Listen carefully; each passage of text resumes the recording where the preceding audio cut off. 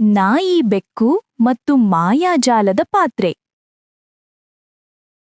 ಬಣ್ಣ ಬಣ್ಣದ ಸಂತೋಷದಿಂದ ಕಂಗೊಳಿಸುವ ಸನ್ನಿ ಪಾಜ್ ಲೇನ್ ಎಂಬ ಪಟ್ಟಣದಲ್ಲಿ ಬಿಂಗೋ ಎಂಬ ಒಬ್ಬ ಚುರುಕು ನಾಯಿ ಮತ್ತು ವಿಸ್ಕರ್ಸ್ ಎಂಬ ಒಬ್ಬ ಬುದ್ಧಿವಂತ ಬೆಕ್ಕು ವಾಸಿಸುತ್ತಿದ್ದರು.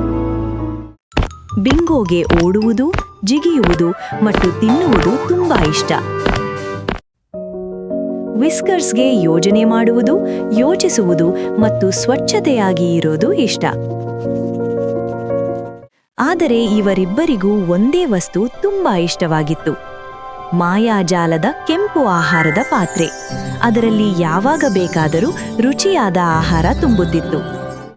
ಪ್ರತಿದಿನ ಬೆಳಿಗ್ಗೆ ಬಿಂಗೋ ಓಡಿಕೊಂಡು ಬಂದು ಕೂಗುತ್ತಾನೆ, ವಾಹ್, ಇದು ನನ್ನ ಪಾತ್ರೆ. ಒಮ್ಮೆಲೆ ಎಲ್ಲ ಆಹಾರವನ್ನು ತಿಂದು ಬಿಡುತ್ತಿದ್ದ. ತಡವಾಗಿ ಬಂದ ವಿಸ್ಕರ್ಸ್ ಖಾಲಿ ಪಾತ್ರೆ ನೋಡಿ ಹೀಗೆ ಹೇಳುತ್ತಿದ್ದ, ಸ್ವಲ್ಪ ಕೂಡ ಶಿಷ್ಟಾಚಾರ ಇಲ್ಲ. ಆಗ ವಿಸ್ಕರ್ಸ್ ಒಂದು ಯುಕ್ತಿ ಹಾಕಿದ. ಪಾತ್ರೆಯನ್ನು ಕಂಬಿಗೆ ಕಟ್ಟಿಬಿಟ್ಟ. ಬಿಂಗೋ ಎಳೆದಾಗ ಬಾಯಿಂಗ್, ಪಾತ್ರೆ ಮೇಲಕ್ಕೆ ಜಿಗಿದು ಬಿಂಗೋ ತಲೆಯ ಮೇಲೆ ಸೂಪ್ ಸುರಿದು ಬಿಟ್ಟಿತು. ಅಯ್ಯೋ ಎಂದು ಬಿಂಗೋ ಬುಗಳಿದ. ಜಗಳದಲ್ಲಿದ್ದವರು ಒಂದು ಚಿಕ್ಕ ಇಲಿಯನ್ನು ಗಮನಿಸಲಿಲ್ಲ. ಚಿಕ್ಕಿ ಎಂಬ ಇಲಿ ತಪ್ಪಾಗಿ ಪಾತ್ರೆಯನ್ನು ಕೆಳಗೆ ಬೀಳಿಸಿತು. ಕ್ರ್ಯಾಶ್! ಮಾಯಾಜಾಲ ನಿಂತಿಹೋಯಿತು. ಪಾತ್ರೆ ಸಂಪೂರ್ಣ ಖಾಲಿ. ಬಿಂಗೋ ದುಃಖದಿಂದ ನೋಡಿದ. ವಿಸ್ಕರ್ಸ್ ಚಿಂತೆಯಲ್ಲಿ ಮುಳುಗಿದ. ಬಿಂಗೋ ನಿಧಾನವಾಗಿ ಹೇಳಿದರು, ವಿಸ್ಕರ್ಸ್, ನಾನು ಮೊದಲೇ ಹಂಚಿಕೊಂಡಿದ್ದರೆ ಚೆನ್ನಾಗಿರುತ್ತಿತ್ತು. ವಿಸ್ಕರ್ಸ್ ನಗುಮುಖದಿಂದ ಹೇಳಿದರು, ನಾನು ಯುಕ್ತಿ ಮಾಡುವ ಬದಲು ಮಾತಾಡಬೇಕಿತ್ತು. ಬಿಂಗೋ ತನ್ನ ಶಕ್ತಿಯನ್ನು ಬಳಕೆ ಮಾಡಿದ. ವಿಸ್ಕರ್ಸ್ ತನ್ನ ಬುದ್ಧಿಯನ್ನು ಬಳಕೆ ಮಾಡಿದ.